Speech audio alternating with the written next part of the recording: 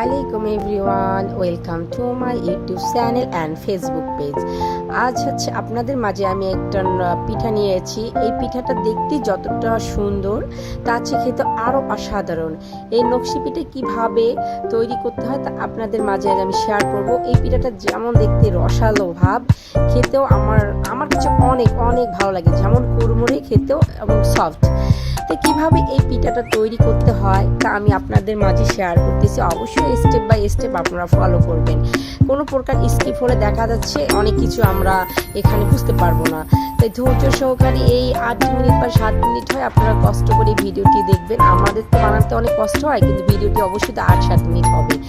তো চলুন আমরা শুরু করি। এখানে আমি হচ্ছে চালের গুঁড়া হচ্ছে 1 কেজির মতো নিব। আপনারা 1 কেজির মতো করে বানাতে পারেন, 2 কেজির আপনাদের হচ্ছে ফ্যামিলি মেম্বার অনুযায়ী। এই চালের গুঁড়া আপনারা হালকা আছে এইরকম করে ভেজে ঝরঝরে করে নেবেন।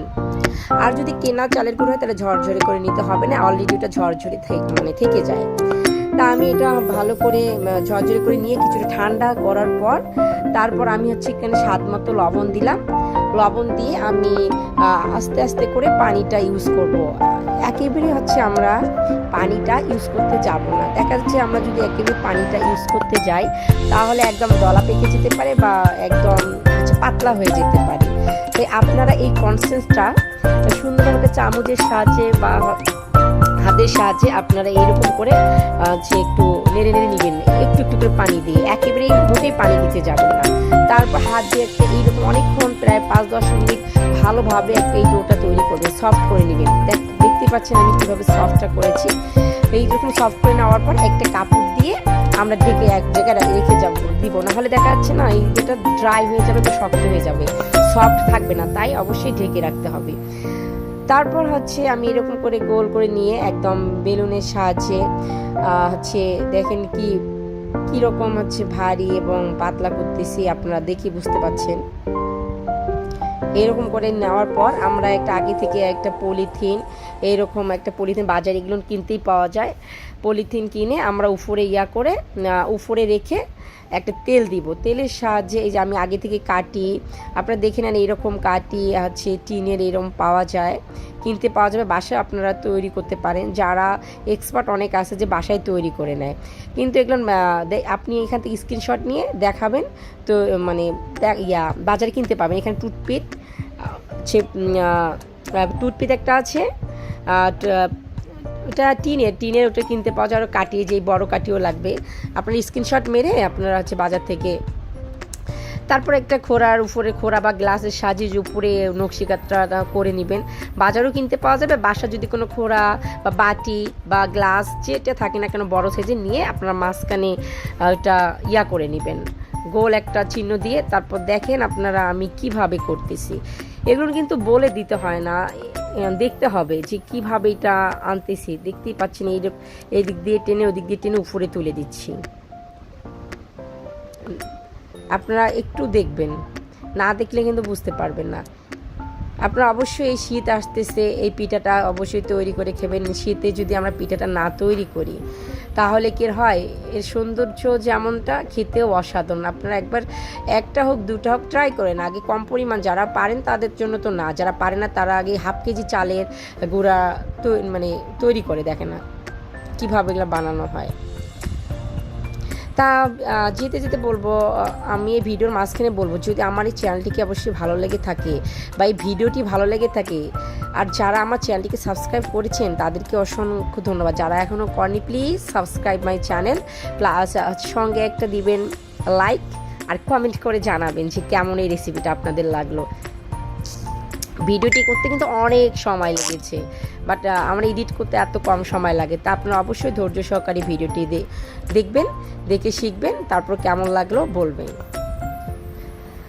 আপনারা এরকম করে প্রত্যেকটা পিঠাই আমি যেমন করে করতেছি দেখতে পাচ্ছেন, করে তারপর রেখে দিবেন। এই দেখেন ঘুরে এই দেখেন এইরকম করে মানে নকশি পিঠাটা একটাই না, অনেক পদের আপনারা করতে পারেন। প্রথমটা আপনারা দেখাচ্ছে এক ডিজাইনেরও বানাইতে পারেন, 3-4 ডিজাইনেরও করতে পারেন, যেটা আপনার কাছে সহজ মনে হবে সেইটা করবেন। তারপর দেখেন একটা কাপার সাহায্যে আবার একটা খাপা, যে কোনো একটা হচ্ছে 7 আপের খাপা বা তেলের খাপা দিয়ে এরকম করে আপনারা আবার গোল করে নিয়ে দেখেন আপনি কি করতেছি, দেখতেই তো পাচ্ছেন। সব এরকম করে আপনারা নিয়ে নেবেন।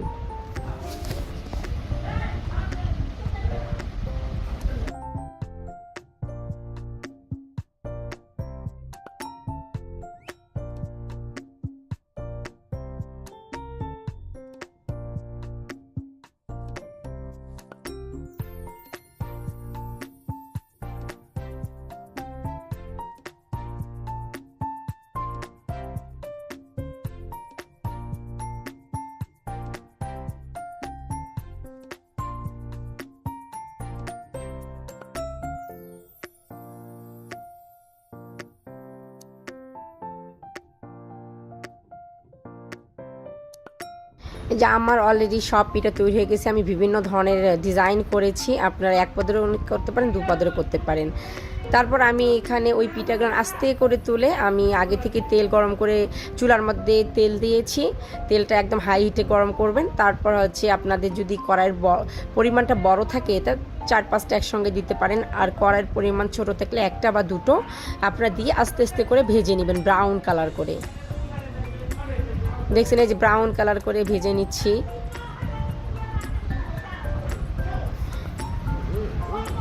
ব্রাউন কালার করে ভেজে নিতে পারেন বা হালকা ব্রাউন করতে পারেন, আপনাদের ইচ্ছে। যে আমি ভেজে নিলাম, এই যে আমার সব ভাজা হয়ে গেছে। এখন আমি অন্য সাইডে যে এখানে কি করব দেখেন, এই যে কন্টেনারে আমি এখন এগুলো রেখে দিয়েছি। কেন রেখে দিলাম, এগুলো আপনারা যখন ইচ্ছে হয় 2টো 3টা 4টা 5টা বের করে তারপর আপনারা তৈরি করে খেতে পারেন। এই যে এখন আমি এখানে গুড় নিয়েছি। গুড় নেওয়ার পর এখানে দানা গুঁড়ো নিতে পারেন বা বাজারে যে গোল গুড়গুলো আছে সেগুলো নিতে পারেন, খেজুরি গুঁড়ো নিতে পারেন। আমি এই যে এই গুড়গুলো কিনে নিয়েছি। এখন এখানে কিছু পরিমাণ আমি 1 চা চামচ পরিমাণ জিরার গুঁড়া বা মৌরির গুঁড়া যেটাই দিতে পারেন। তারপর তেজপাতা 2টা দিলাম আর কিছু পরিমাণ পানি দিয়ে এখন আমি এটা হচ্ছে হালকা মানে কম আছে এটা আমি জাল করে নিব।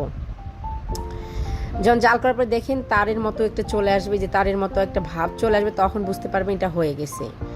তারপর আপনারা এইটা হচ্ছে তেলের মধ্যে আবার একটু ভালোভাবে ভাজবেন, মানে হালকা ভেজে আপনারা কন্টেনারে হচ্ছে 1 বছরের জন্য আপনারা ইউজ করতে পারেন। তারপর যখন বের করবেন তেলে এই যে এরকম বেশি করে ভেজে তারপর আপনারা এই যে আমরা আগে থেকে যে গুড়ের আমরা শিরাটা তৈরি করলাম, এই শিরার মধ্যে আপনারা ভিজে রাখবেন প্রায় 1 থেকে 2 ঘন্টার মতো ভিজে রাখবেন। 2 ঘন্টার মতো বা আধা ঘন্টার মতো ভিজে রাখতে পারেন, আপনারা ট্রাই করতে পারেন, আধা ঘন্টা করে ট্রাই করতে পারেন আপনাদের হয়েছে কিনা। আমি অলরেডি 1.5 ঘন্টার মতো ভিজিয়ে রেখেছি। এই যে ভিজিয়ে রাখার পর দেখেন আমার এই পিঠার এই অবস্থা, কত সুন্দর লবণীয় হয়েছে যা মানে বোঝাতে পারবো না। অবশ্যই বাসায় তৈরি করবেন আর অবশ্যই ট্রাই করবেন কেমন হয়েছে পিঠাটা। তা ভালো থাকবেন, সুস্থ থাকবেন। যেতে যেতে বলি আমার চ্যানেলটিকে, যদি আমার ভিডিওটি ভালো লেগে থাকে অবশ্যই আমার চ্যানেলটিকে সাবস্ক্রাইব করতে ভুলবেন না। প্লিজ সাবস্ক্রাইব মাই চ্যানেল, আর অবশ্যই বাসায় তৈরি করে খাবেন। তা ভালো থাকবেন, সুস্থ থাকবেন। আল্লাহ হাফেজ, আসসালামু আলাইকুম।